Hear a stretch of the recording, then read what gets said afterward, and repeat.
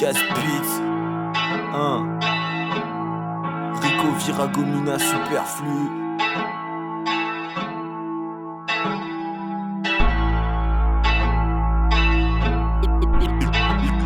Les plus démunis.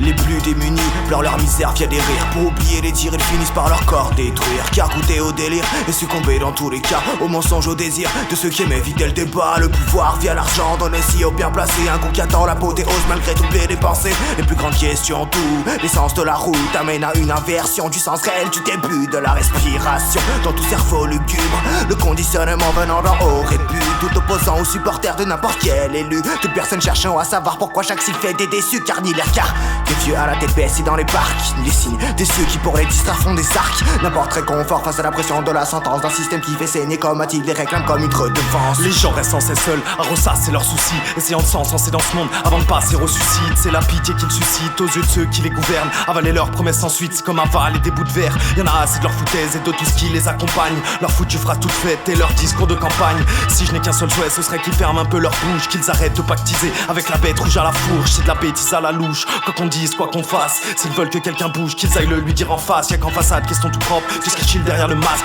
Sort de mi-homme, mi-sensu, avec un grand vide dans le casque. À coups de balai dans le cul, on va faire le ménage de printemps. On s'avouera jamais vaincu comme les frères du Moyen-Orient. La fin d'un monde est imminente, lequel à nous d'en décider. Restons fidèles à nos idées jusqu'au moment de décéder.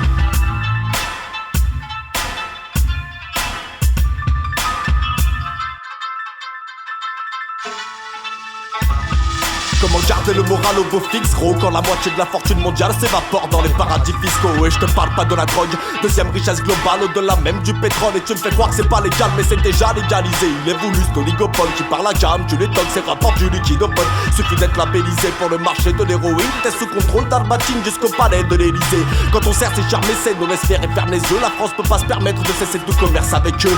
Ça fait pas de scandale car les médias prennent des mallettes. Il s'agirait pas de se mettre mal avec ceux qui tiennent les mallettes. En gros on nous prend pour des cons, la terre tourne par rond et les ronds, eux, tombent toujours sur les mêmes comptes. Donc si tu vois des larmes couler à chaque fin de phrase, c'est normal, ça fait mal, mais c'est comme ça que ça se passe. Car je trouve pas de mots assez forts pour expliquer ma peine, mon désollement, quand j'apprends que le budget annuel pour lutter contre la faim dans le monde représente à peine 1/1000 de celui des armements. Et voilà l'ironie du sort, il me reste que des larmes pour exprimer mon émotion, car les armes me manquent plus que les mots en sont. Sous la pression des armateurs, on pose pas les armateurs, amateurs du détonateur sans penser à la terre. Alors ce soir le tableau est des plus repoussants, sans espoir, ce monochrome noir au reflet rouge sans pourtant. On m'avait dit la vie est belle, mais défoncé au raid de la belle. J'ai vu la belle se mettre une barre et trépasser près d'une poubelle. Sans que ça dérange personne.